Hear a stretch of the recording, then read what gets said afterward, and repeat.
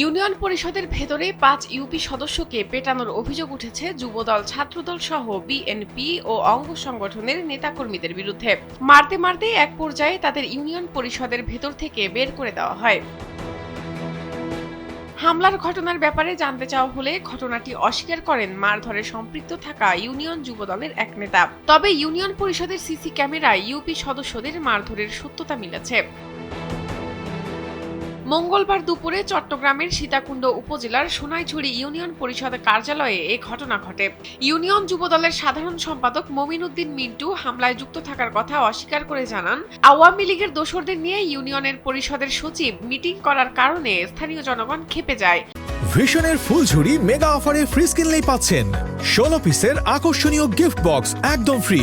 পরে তাদের থেকে মুচলেকা নিয়ে ছেড়ে দেওয়া হয়। এছাড়া কারো ওপর হামলা করা হয়নি।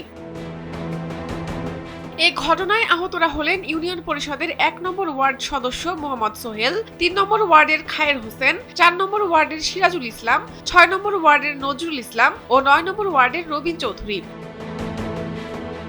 আহত ইউপি সদস্য রবিন চৌধুরী জানান, তাদের মারধর করা হয়, সেই সাথে তার মোটরসাইকেল রেখে দেওয়া হয়, আগুন দেওয়া হবে বলে।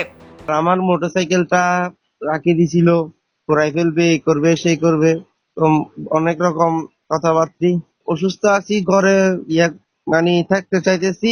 পরবর্তীতে এটা আমার নিজেরই যা করার করবো আর কি।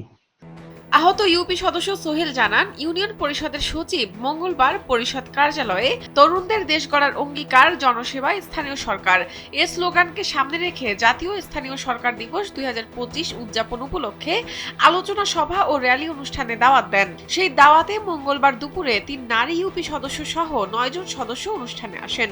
তবে অনুষ্ঠানে আসার পরে তাদের উপর হামলা করা হয়। শাহনাজ পারভীন, কালবেলা।